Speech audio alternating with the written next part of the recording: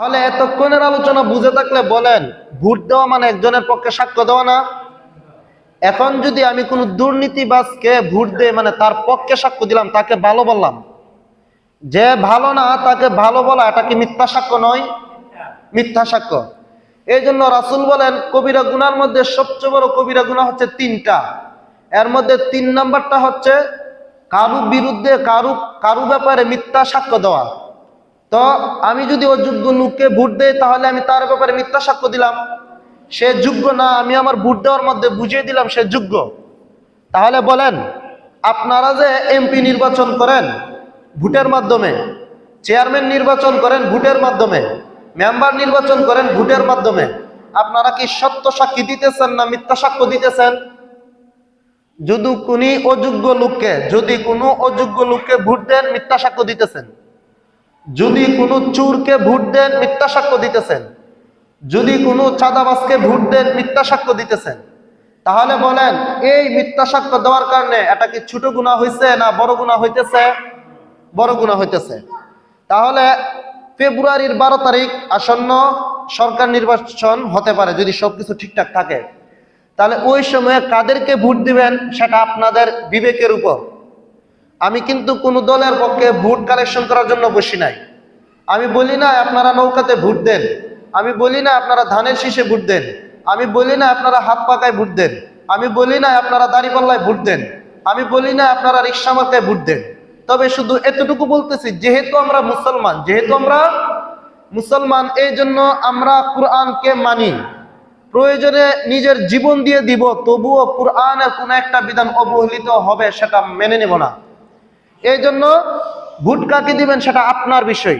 আমার দায়িত্ব হচ্ছে আমানতের চেয়ারে বসে আপনাদেরকে সঠিক কথা, হক কথাগুলো বলে দেওয়া। তাহলে বুঝলাম ভোট হচ্ছে 3 জিনিসের নাম। 1 নাম্বার হচ্ছে সাক্ষ্য দেওয়া, 2 নাম্বার সুপারিশ। এটার আলোচনা মোটামুটি এর ভিতরে হয়ে গেছে। আমি কাউকে ভোট দেওয়া মানে তার পক্ষে সুপারিশ করা না, লোকটা ভালো, লোকটা যোগ্য, লোকটার দ্বারা জনগণের উন্নতি হবে, লোকটার কাছে সবাই নিরাপদ থাকবে, এরকম সুপারিশ করা। 3 নাম্বার হচ্ছে তাকে দেশ চালানোর অথরিটি প্রদান করা। তাহলে আমি যদি এরকম অযোগ্য লোককে ভোট দেই, তাহলে আমার এই সমস্যা হবে।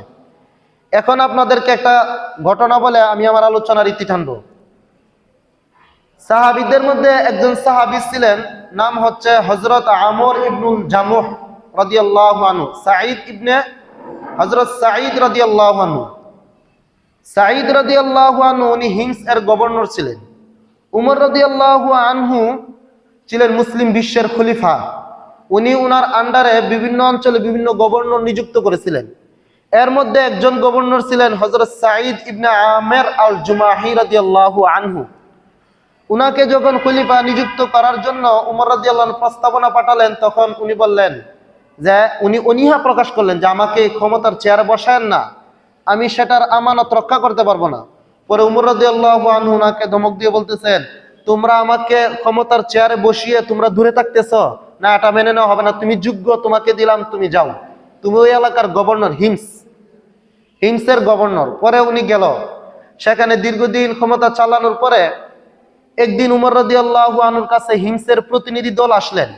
আসার পরে উমর রাদিয়াল্লাহু আনহু তাদেরকে বললেন, তোমাদের এলাকায় কারা কারা গরিব মানুষ আছে, ইয়াতিম আছে, অসহায় আছে, বিধবা আছে, তাদের একটা লিস্ট দাও আমাকে। পরে তারা যে লিস্ট দিল, এর মধ্যে সর্বপ্রথম যে নাম সেটা হচ্ছে তাদের খলিফার নাম, তাদের যে গভর্নর উনার নাম সাঈদ ইবনে আমের আল জুমাহি উনার নাম। উমর রাদিয়াল্লাহু আনহু এই লিস্ট দেখে আশ্চর্য হয়ে গেলেন।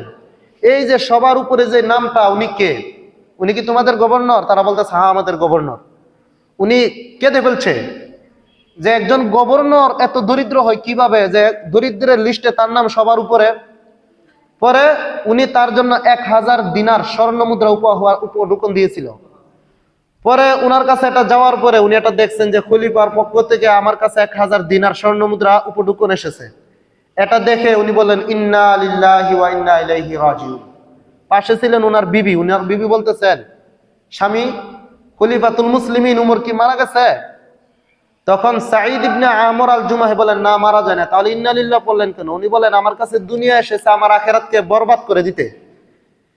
এই বলে উনি 1000 স্বর্ণ মুদ্রা ওনার বিবিকে দিলেন, বলে তুমি একটা গরিব মিসকিনদের মধ্যে বিলিয়ে দাও। পরে বিলিয়ে দিয়েছে। এর কিছুদিন পরে উমর রাদিয়াল্লাহু আনহু হিমস নগরীতে গেলেন তার রাজ্য কেমন চলতেছে দেখার জন্য। যাওয়ার পরে লোকদেরকে বলতেছেন, এই তোমাদের গভর্নরের উপর তোমাদের কোনো অভিযোগ আছে কি? তারা বললেন তার উপর 4টা অভিযোগ আছে।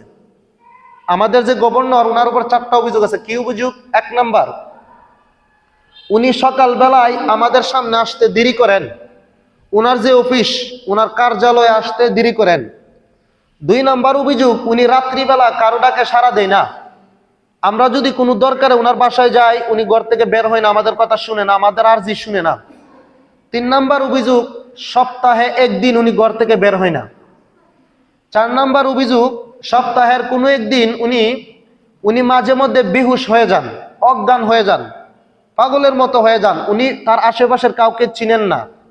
তাহলে এগুলো একটা অভিযোগ না? যে জনগণ যায় ওনাকে তলব করে, ওনাকে তালাশ করে, ওনাকে পায় না, ওনাকে ডাকলে সাড়া দেয় না, এটা একটা অভিযোগ কিনা? অভিযোগ। তো উমর রাদিয়াল্লাহু আনহু তাদের গভর্নরকে ডাকাইলেন, এই সাঈদ ইবনে আমের আল জুমাহি, তুমি আমার সামনে আসো, তোমার ব্যাপারে অভিযোগ। কি অভিযোগ? এই 4টা অভিযোগ। এই 4টা অভিযোগের তুমি জবাব দাও। 1 নম্বর অভিযোগ হলো তুমি সকাল বেলায় অফিস আসতে দেরি করো। তোমার অফিস করবো কে? তোমার কার্যালয়ে আসতে দেরি করো, তোমার তো একটা রাষ্ট্রীয় দায়িত্ব, তুমি যে দেরি করে আসো তোমার জনগণের হক আদায় হবে কিভাবে? উনি বলেন, খলিফাতুল মুসলিমিন বেয়াদবি মাফ করবেন, আমি অফিসে আসতে একটু দেরি হয়, কার্যালয়ে আসতে একটু দেরি হয়, এই জন্য আমার ওয়ানাউযু বিল্লাহি মিন শুরুরি আনফুসিনা ওয়া মিন সাইয়্যাতি আ'মালিনা মান ইয়াহদিহিল্লাহু ফালা মুদিল্লা লাহু ওয়া মান يضلله فلا هادي له ونشهد أن لا إله إلا الله وحده لا شريك له ونشهد أن سيدنا ومولانا محمدا عبده ورسوله الذي أرسل إلى الناس كافة بشيرا ونذيرا وداعيا إلى الله بإذنه وسراجا منيرا أما بعد فقد قال الله تعالى في كلامه المجيد وفرقانه الحميد أعوذ بالله من الشيطان الرجيم بسم الله الرحمن الرحيم من يشفع شفاعة حسنة يكن له نصيب منها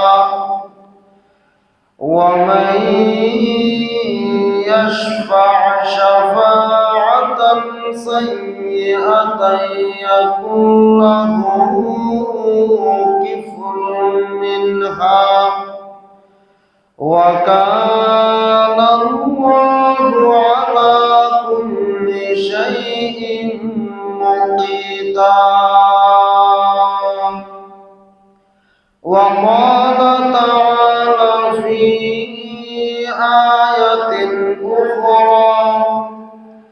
الذين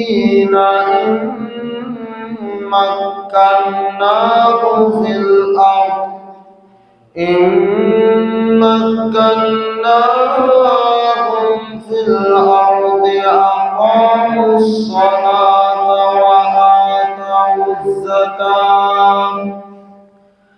وآتوا الزكاة وأمروا بالمعروف ونهوا عن المنكر ولله عاقبة الأمور. صدق الله العظيم.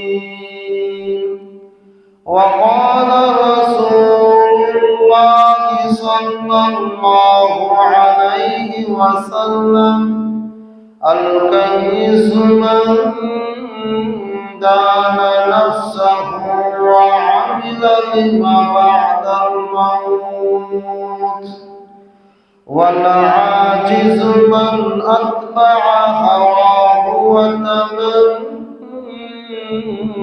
على الله أو كما قال عليه الصلاة والسلام. صلى الله على سيدنا ومولانا محمد وعلى آله وأصحابه وسلم. خلق में अशरफुहुम ये तेरे मेहरबानी है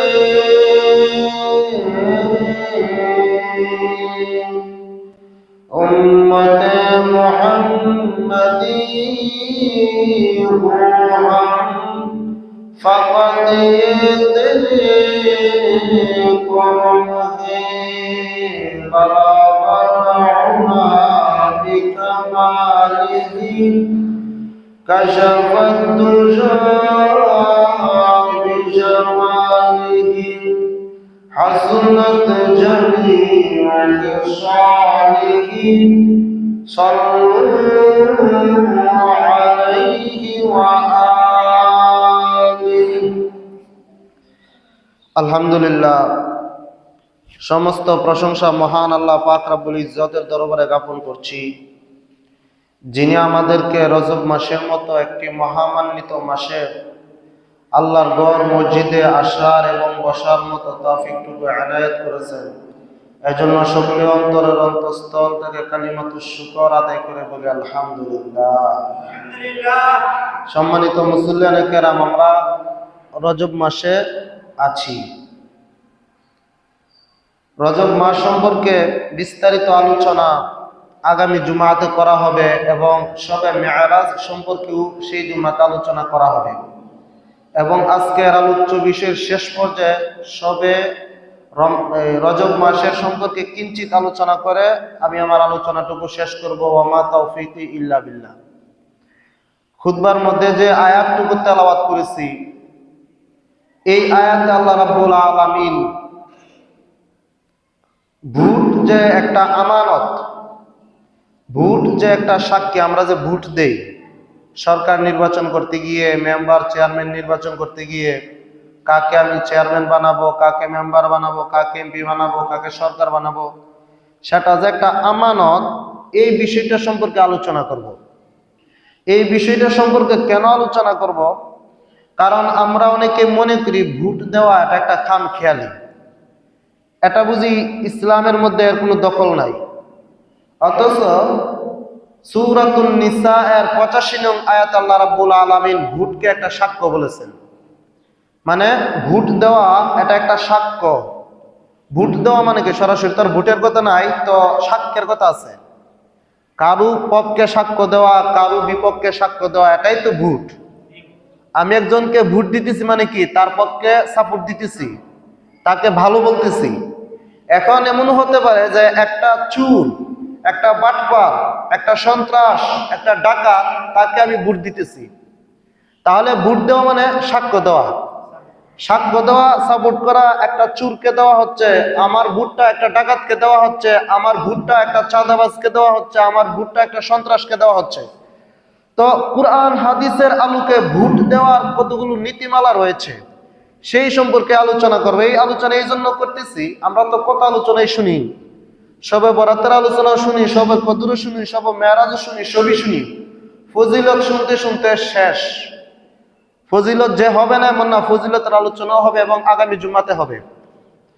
তো এটাই জন্য বলতেছি, আমরা অনেক মুসলমান আমরা কর্ম খুব সুন্দর পালন করি, সবকিছু পালন করার চেষ্টা করি, কিন্তু এই বিষয়টা না জানার কারণে পালন করতে পারি না।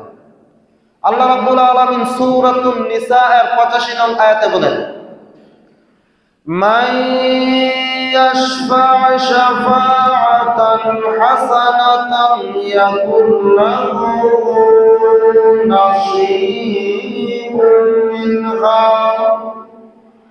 ওয়া মান ইয়াশফা' শাফাআতান সাইয়্যাতান ইয়াকুল লাহু কিফলুম মিনহা ওয়া কানা আল্লাহু আলা কুল্লি শাইইন মুকিতা।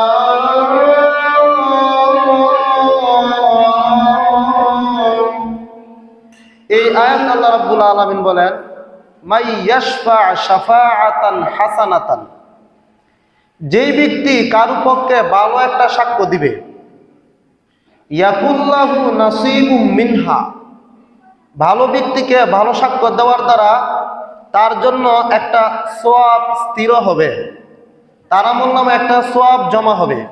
কারণ যে ভালো তাকে ভালো বলা। ওয়া মাই ইয়াশফা' শাফাআতান সাইয়্যাতান, আর যেই ব্যক্তি মন্দ সাক্ষ্য দিবে, মনে করেন একটা লোক চুর, তাকে আমি বললাম ভালো। একটা লোক চাঁদাবাজ, তাকে আমি ভালো বলে সাক্ষ্য দিলাম, তাহলে বলেন তো আমি সত্য সাক্ষ্য দিছি না মিথ্যা সাক্ষ্য দিছি? মিথ্যা সাক্ষ্য দিছি। সূরাতুন নিসা এর 85 নং আয়াত আল্লাহ বলেন, ওয়া মান ইয়াশফা' শাফাআতান সাইয়্যাতান, যদি কোনো ব্যক্তি মন্দ সাক্ষ্য দেয়, যে যেটার উপযুক্ত না তাকে সেই রকম সাক্ষ্য দেওয়া, যদি এমন দেয়, ইয়াকুল্লাহু কিফলুম মিনহা, আল্লাহ বলেন মন্দ সাক্ষী দেওয়ার কারণে তার আমলনামায় একটা গুনাহ জমা হবে, সে একটা অপরাধী হবে। আমি একজন মানুষকে সাক্ষ্য দিলাম সে ভালো, অথচ সেই লোকটা ভালো না, সাউন্ড একটু কমাও, অথচ সেই লোকটা ভালো না, তাহলে আল্লাহ বলেন আমি যে মন্দ লোককে ভালো বলে সার্টিফিকেট দিলাম, এর কারণে আমার আমলনামায় একটা গুনাহ জমা হবে, আমি একটা অপরাধী হব। তাহলে এটার দ্বারা বুঝলাম যেই ব্যক্তি ভালো তাকে ভালো বলতে হবে, যেই ব্যক্তি মন্দ তাকে মন্দ বলতে হবে। এখন যদি আমি আমার সমাজের কোনো এমন নেতাকে ভোট দেই যেই নেতা ভালো না, যেই নেতার বিরুদ্ধে দুর্নীতির শেষ নেই, যেই নেতার বিরুদ্ধে নারী কেলেঙ্কারি রয়েছে, যেই নেতার বিরুদ্ধে চুরির অভিযোগ রয়েছে, যেই নেতার বিরুদ্ধে চাঁদাবাজির অভিযোগ রয়েছে, যেই নেতার বিরুদ্ধে সন্ত্রাসের অভিযোগ রয়েছে, যেই নেতার বিরুদ্ধে ডাকাতির অভিযোগ রয়েছে, এই ব্যক্তিকে যদি আমি ভোট দেই তাহলে আল্লাহর ভাষ্য অনুযায়ী আমি অপরাধী হলাম। এই জন্য নেতা নির্বাচন কাকে করব? আল্লাহ রাব্বুল আলামিন বলেন নেতা নির্বাচন ওই সমস্ত লোকদেরকে করবে যাদের মধ্যে 4টা গুণ রয়েছে। সেই 4টা গুণ কি? আল্লাহ রাব্বুল আলামিন বলেন, আল্লাযীনা ইম্মাক্কান্নাহুম ফিল আরদি আকামুস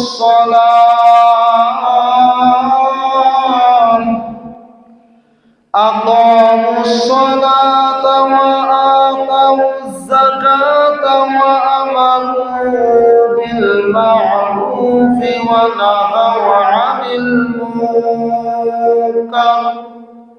আল্লাহ বলেন আমার কতগুলো বান্দা এমন রয়েছে যাদেরকে আমি দুনিয়াতে ক্ষমতা দান করলে তারা নামাজ প্রতিষ্ঠা করবে, ওয়া আতাউ যাকা এবং যাকাত প্রদান করবে, ওয়া আমারু বিল মা'রুফ 3 নাম্বার হচ্ছে সৎ কাজের আদেশ করবে, ওয়া নাহাউ আনিল মুনকার 4 নাম্বার হচ্ছে মন্দ কাজের বাধা দিবে। তাহলে এই আয়াত আল্লাহ রাব্বুল আলামিন নেতার কোয়ালিটি, নেতার গুণ কি হবে সেটাও বলে দিয়েছেন।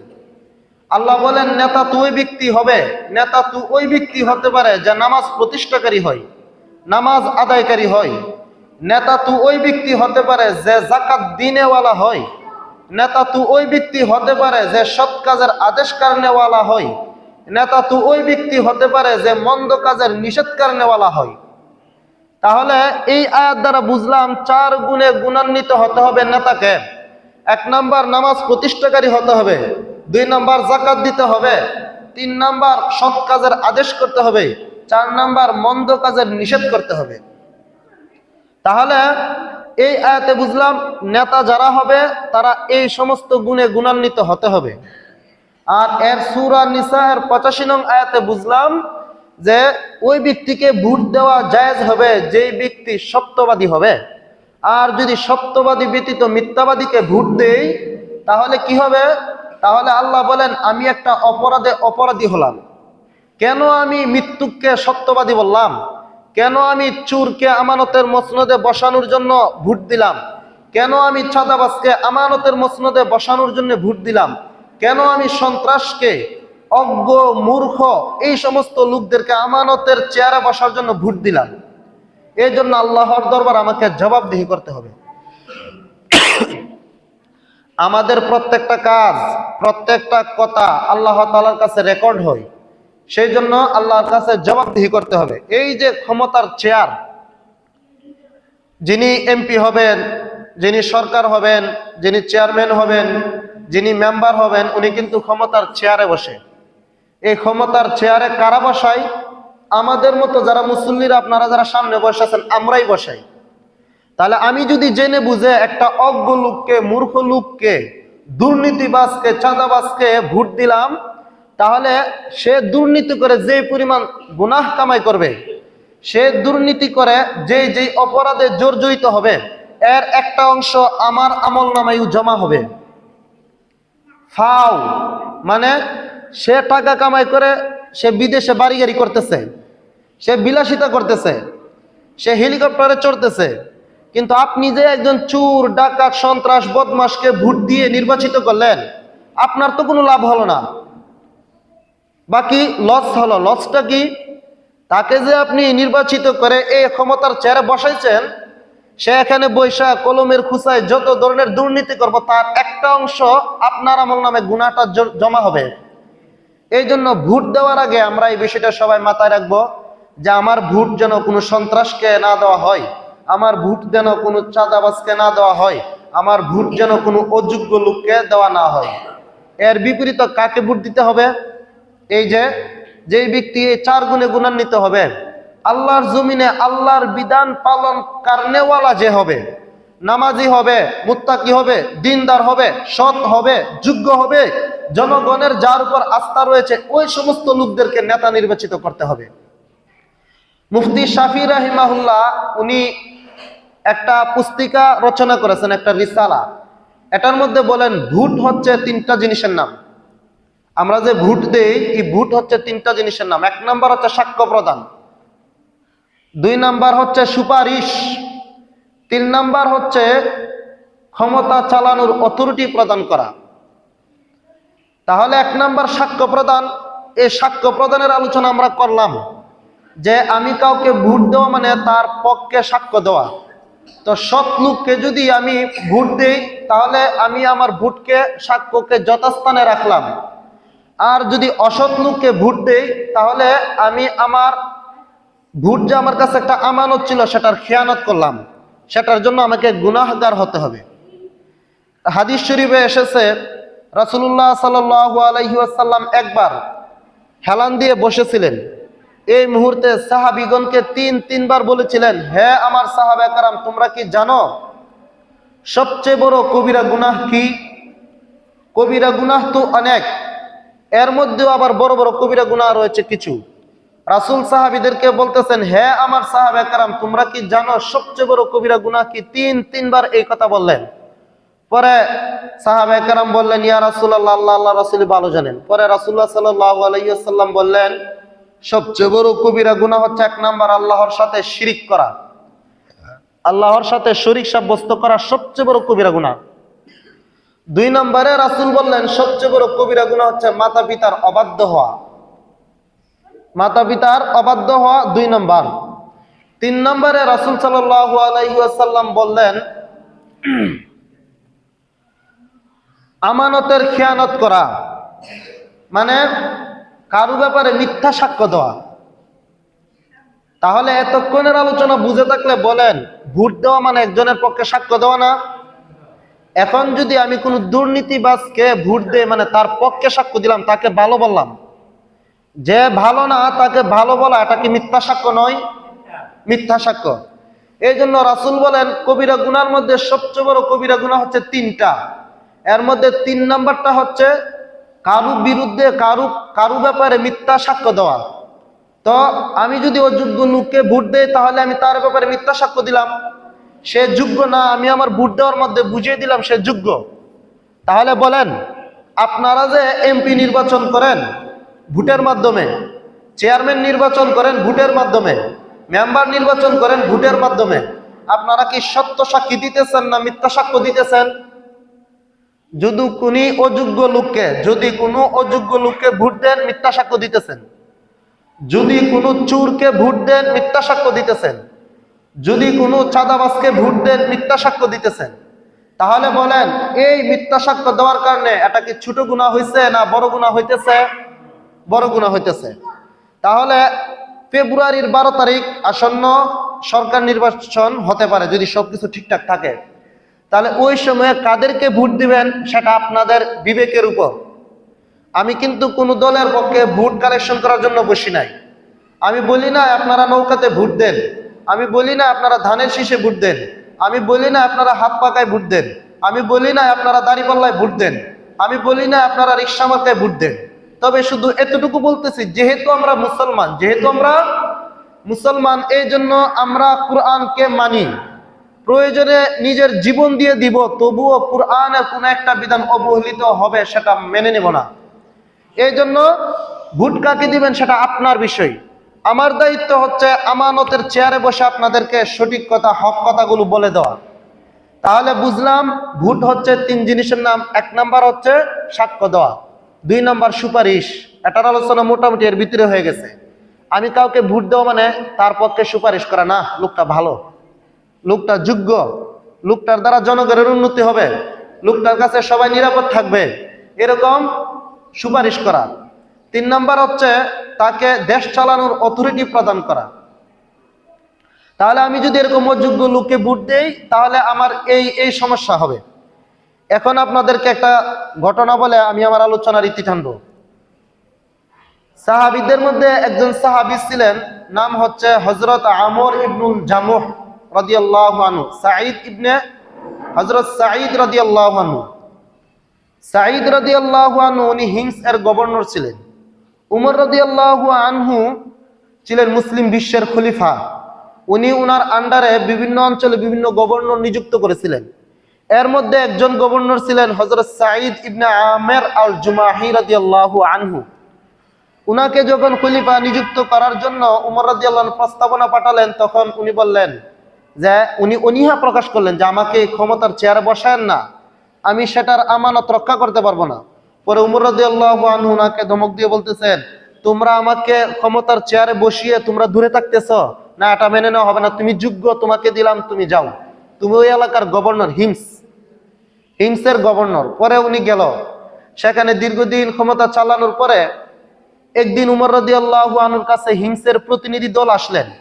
আসার পরে উমর রাদিয়াল্লাহু আনহু তাদেরকে বললেন, তোমাদের এলাকায় কারা কারা গরিব মানুষ আছে, ইয়াতিম আছে, অসহায় আছে, বিধবা আছে, তাদের একটা লিস্ট দাও আমাকে। পরে তারা যে লিস্ট দিল, এর মধ্যে সর্বপ্রথম যে নাম সেটা হচ্ছে তাদের খলিফার নাম, তাদের যে গভর্নর উনার নাম সাঈদ ইবনে আমের আল জুমাহি উনার নাম। উমর রাদিয়াল্লাহু আনহু এই লিস্ট দেখে আশ্চর্য হয়ে গেলেন। এই যে সবার উপরে যে নামটা, উনি কে? উনি কি তোমাদের গভর্নর? তারা বলতেছে হ্যাঁ আমাদের গভর্নর। উনি কেঁদে ফেলছে যে একজন গভর্নর এত দরিদ্র হয় কিভাবে, যে দরিদ্রের লিস্টে তার নাম সবার উপরে। পরে উনি তার জন্য 1000 দিনার স্বর্ণ মুদ্রা উপঢৌকন দিয়েছিল। পরে উনার কাছে এটা যাওয়ার পরে উনি এটা দেখছেন যে খলিফার পক্ষ থেকে আমার কাছে 1000 দিনার স্বর্ণ মুদ্রা উপঢৌকন এসেছে। এটা দেখে উনি বললেন ইন্না লিল্লাহি ওয়া ইন্না ইলাইহি রাজিউন। পাশে ছিলেন উনার বিবি। উনার বিবি বলতেছেন, স্বামী খলিফাতুল মুসলিমিন উমর কি মারা গেছে? তখন সাঈদ ইবনে আমর আল জুমাহি বলেন, না মারা যায় না। তাহলে ইন্না লিল্লাহ বললেন কেন? উনি বলেন, আমার কাছে দুনিয়া এসেছে আমার আখিরাতকে বরবাদ করে দিতে। এই বলে উনি 1000 স্বর্ণ মুদ্রা ওনার বিবিকে দিলেন, বলে তুমি একটা গরিব মিসকিনদের মধ্যে বিলিয়ে দাও। পরে বিলিয়ে দিয়েছে। এর কিছুদিন পরে উমর রাদিয়াল্লাহু আনহু হিমস নগরীতে গেলেন তার রাজ্য কেমন চলতেছে দেখার জন্য। যাওয়ার পরে লোকদেরকে বলতেছেন, এই তোমাদের গভর্নরের উপর তোমাদের কোনো অভিযোগ আছে কি? তারা বললেন তার উপর 4টা অভিযোগ আছে। আমাদের যে গভর্নর ওনার উপর 4টা অভিযোগ আছে। কি অভিযোগ? 1 নাম্বার, উনি সকাল বেলায় আমাদের সামনে আসতে দেরি করেন। উনার যে অফিস, উনার কার্যালয়ে আসতে দেরি করেন। 2 নাম্বার অভিযোগ, উনি রাত্রিবেলা কারো ডাকে সাড়া দেয় না। আমরা যদি কোনো দরকারে উনার বাসায় যাই, উনি ঘর থেকে বের হয় না, আমাদের কথা শুনে না, আমাদের আরজি শুনে না। 3 নাম্বার অভিযোগ, সপ্তাহে 1 দিন উনি ঘর থেকে বের হয় না। 4 নাম্বার অভিযোগ, সপ্তাহের কোনো একদিন উনি মাঝে মধ্যে বেহুশ হয়ে যান, অজ্ঞান হয়ে যান, পাগলের মতো হয়ে যান। উনি তার আশেপাশের কাউকে চিনেন না। তাহলে এগুলো একটা অভিযোগ না? যে জনগণ যায় ওনাকে তলব করে, ওনাকে তালাশ করে, ওনাকে পায় না, ওনাকে ডাকলে সাড়া দেয় না, এটা একটা অভিযোগ কিনা? অভিযোগ। তো উমর রাদিয়াল্লাহু আনহু তাদের গভর্নরকে ডাকাইলেন, এই সাঈদ ইবনে আমের আল জুমাহি, তুমি আমার সামনে আসো, তোমার ব্যাপারে অভিযোগ। কি অভিযোগ? এই 4টা অভিযোগ। এই 4টা অভিযোগের তুমি জবাব দাও। 1 নম্বর অভিযোগ হলো, তুমি সকালবেলায় অফিস আসতে দেরি করো। তোমার অফিস করবো কে? তোমার কার্যালয়ে আসতে দেরি করো, তোমার তো একটা রাষ্ট্রীয় দায়িত্ব। তুমি যে দেরি করে আসো, তোমার জনগণের হক আদায় হবে কিভাবে? উনি বলেন, খলিফাতুল মুসলিমিন বেয়াদবি মাফ করবেন, আমি অফিসে আসতে একটু দেরি হয়, কার্যালয়ে আসতে একটু দেরি হয়, এই জন্যে আমার বাসার মধ্যে কোনো কাজের লোক নাই। সকালবেলা যে নাস্তা রেডি করি, আমার বিবিকে আমি সাহায্য করি। ওই আটার রুটি তৈরি করতে আমার বিবিকে আমি সাহায্য করি। 2 জনে মিলে কাজ করতে করতে আমার অফিসে আসতে দেরি হয়ে যায়। এই হচ্ছে 1 নম্বর অভিযোগের উত্তর। উমর বললেন, আচ্ছা বুঝলাম। 2 নম্বর অভিযোগ, তুমি রাত্রিবেলায় আসো না কেন? কেউ ডাক দিলে তুমি ঘর থেকে বাহির হও না কেন? তুমি তো তাদের নেতা, তুমি তো তাদের সুখ দুঃখ বুঝতে হবে, তুমি আসো না কেন? উনি বলেন, খলিফাতুল মুসলিমিন মাফ করবেন, আমি দিনকে, দিবসটাকে দিয়েছি জনগণের জন্য, আর রাত্রকে আমি কুরবানি করেছি, ওয়াকফ করেছি আল্লাহর জন্য। রাত্রিবেলা পুরা রাত্র আমি আল্লাহর ইবাদত বন্দেগীতে কাটাই, এই জন্য কারো ডাকে আমি সাড়া দিতে পারি না। আমি কারো ডাকে সাড়া দিলে আল্লাহর হক নষ্ট হবে, এই জন্য দিনটাকে আমি দিয়েছি মানুষের সেবার জন্য, আর রাত্রটাকে নির্দিষ্ট করেছি আল্লাহর ইবাদত বন্দেগীর জন্য। এই জন্য আমি রাত্রিবেলা কেউ ডাকলে সাড়া দিতে পারি না। আচ্ছা, 3 নম্বর অভিযোগ হলো, তুমি সপ্তাহে 1 দিন ঘর থেকে বাহির হও না কেন?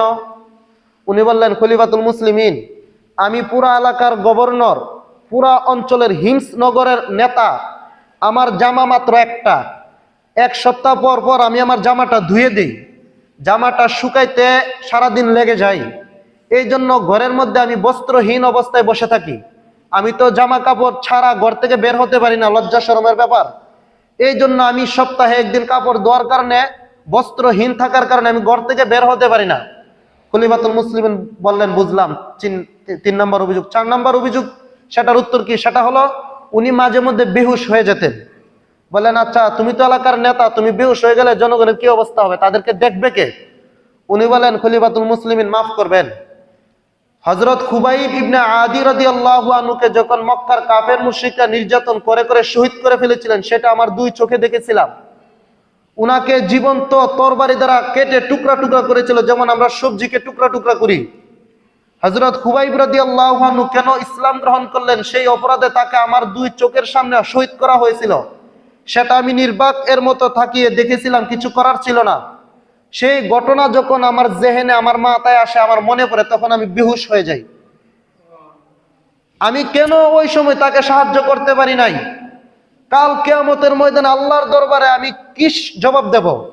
সেই চিন্তা যখন আমার মাথায় আসে, তখন আমি বেহুশ হয়ে যাই। এই 4 অভিযোগের 4 জবাব। খলিফাতুল মুসলিমিন এই কথা শুনে কেঁদে ফেললেন যে সুবহানাল্লাহ, আল্লাহু আকবার, আমার খলিফা এত বড়, আমার গভর্নর এত বড় একজন মানুষ। এরপরে উনি তার প্রতি সন্তুষ্ট হলেন, বললেন তোমার প্রতি আমার যে সুধারণা ছিল তুমি সেটা ঠিক রেখেছো। এরপরে উনি ওনার এলাকায় এসে তার জন্য আরো 1000 স্বর্ণ মুদ্রা পাঠিয়েছেন। পরে পাঠানোর পরে সাঈদ ইবনে আমর আল জুমাহি এর স্ত্রী বললেন, স্বামী হ্যাঁ, এই 1000 স্বর্ণ মুদ্রা দ্বারা আমরা একটা গোলাম কিনে নিয়ে আসি, তাহলে আমাদের এত কাজকর্ম করতে হবে না, কাজকর্ম করতে করতে আমাদের হাতের কাম শেষ। পরে স্ত্রীকে উনি বুঝায় বললেন যে স্ত্রী, এর চেয়ে উত্তম একটা আমলের কথা তোমাকে বলবো। জি বলেন। এটা আমরা কর্জে হাসানা দিয়ে দিই, এই টাকাটা আমরা আল্লাহকে ঋণ দিয়ে দিই। খলিফাতুল মুসলিমিন 1000 স্বর্ণ মুদ্রা তাকে হাদিয়া দিচ্ছেন, 1000 স্বর্ণ মুদ্রা, সাধারণ টাকা না। পরে উনি বলতেছেন, স্ত্রীকে বুঝাইতেছেন, এই টাকাটা আমরা আল্লাহ তাআলাকে দিয়ে দিই, মানে আল্লাহ রাস্তায় বিলিয়ে দিয়েছেন, এর বিনিময়ে আমরা জান্নাত আল্লাহর কাছে চাইবো। বিবি এতে সন্তুষ্ট হয়ে গেছেন। এটা কেন বলছি? এটাই জন্য বলছি যে কারো ভিতরে যদি আল্লাহর ভয় থাকে, কারো ভিতরে যদি কোরআন হাদিসের ইলম থাকে, সেই নেতা কোনোদিন চাঁদাবাজ হবে না, সেই নেতা কোনোদিন দুর্নীতিবাজ হবে না, সেই নেতা কোনোদিন জনগণের টাকা মেরে হাওয়া ভবন তৈরি করবে না, সেই নেতা কোনোদিন লন্ডনে সুইজারল্যান্ডে বাড়ি গাড়ি করবে না। এই সাহাবীর ঘটনাটা আমি এই জন্য বলতেছি, আজকে আমি যে আয়াত তেলাওয়াত করছি সূরা নিসা এর 85 নং আয়াত, এই আয়াতের মাথা হাতে আমি এই ঘটনাটা এই জন্য আপনাদেরকে বলতেছি যেন আপনারা বুঝেন যে নেতা কেমন হয়। নেতা তো তাকে হতে হবে যে নিজের স্বার্থের উপর জনগণের স্বার্থকে প্রাধান্য দিবে। নেতা তো এমন হতে হবে নিজের পোশাক থাকবে না, জনগণের পোশাকের ব্যবস্থা করবে। নেতা তো এমন হবে নিজের বাসস্থান থাকবে না, জনগণের বাসস্থানের ব্যবস্থা করে দিবে। নেতা তো এমন হবে নিজের খাবার থাকবে না, জনগণের খাবারের ব্যবস্থা করে দিবে। যেই দিন আপনারা এমন নেতা নির্বাচিত করতে পারবেন, সেই দিনে আপনারা সুখে থাকতে পারবেন, সেই দিনে আপনারা দরজা খুলে ঘুমাইতে পারবেন। আর না হয় তেলের দাম 140 টাকা হবে, পেঁয়াজের দাম 300 টাকা হবে, চিনির দাম 140 টাকা হবে, এরকম ভাবে দ্রব্য মূল্যের ঊর্ধ্বগতি হবে, কোনোদিন আর সেটা নিচে নামবে না। সাধারণ মানুষ ভালো ভালো খাবার দাবার থেকে বঞ্চিত হতে হবে। দেখেন, যদি আপনারা ইসলামী নেতাকে বাস্তবায়ন করেন, টেকনাফ থেকে তেতুলিয়া, রূপসা থেকে পাতুরিয়া, একটা গাড়ি একটা পণ্য নিয়ে যেতে যেই পরিমাণ টুল দিতে হয়, যেই পরিমাণ চাঁদা দিতে হয়, পুলিশে লাইট মারে, সিগন্যাল দেয়, চাঁদা দিয়ে যেতে হবে। যদি আপনারা ইসলামী নেতাকে নির্বাচন করতে পারেন, তাহলে এই পুলিশে লাইট মারা বন্ধ হয়ে যাবে। রূপসা থেকে পাতুরিয়া, টেকনাফ থেকে তেতুলিয়া পর্যন্ত গাড়ি যাতায়াত করবে, একটা টাকাও কোথাও চাঁদা দিতে হবে না। আজকে আমাদের দেশের চিনির দাম 140 টাকা কেন হয়? পেঁয়াজের দাম 300 টাকা কেন হয়? তৈলের দাম 150 টাকা কেন হয়? অথচ এগুলোতে এত মূল্য হওয়ার কথা না। ওই যে যশোরের বেনাপুল থেকে আসার পথে সেখানেও অনেক মোটা অঙ্কের একটা বিল দিতে হয়, আবার প্রত্যেক মুড়ে প্রত্যেক জায়গায় জায়গায় বিল দিতে হয়, আবার সিন্ডিকেটকারীরা সিন্ডিকেট করে, এগুলো করতে করতে করতে করতে 70 টাকার জিনিসটা 140 টাকা হয়, এগুলো করতে করতে 150 টাকার জিনিসটা 300 টাকা হয়। যার কারণে আমাদের মতো মধ্যবিত্ত যারা, তারা এইসব সুবিধা থেকে বঞ্চিত হচ্ছে। তাহলে এগুলো থেকে উত্তরণের একমাত্র উপায় হচ্ছে যাদের ভিতরে আল্লাহর ভয় আছে, যারা আল্লাহকে ভয় করে, যারা নামাজি, যারা মুত্তাকি, যারা পরহেজগার, তাদেরকে ভোট দিতে হবে। যেই দিন দিতে পারবেন সেই দিনে আপনারা সুখী হবেন।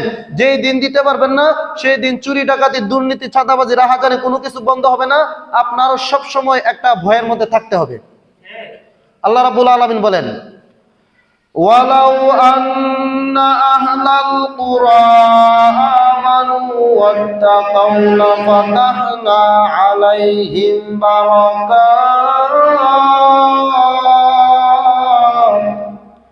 বারাকাতিন মিনাস সামাই ওয়াল আরদ ওয়ালাকিন কাযযাবু ফাআখাযনাহুম বিমা কানু ইয়াকসিবুন।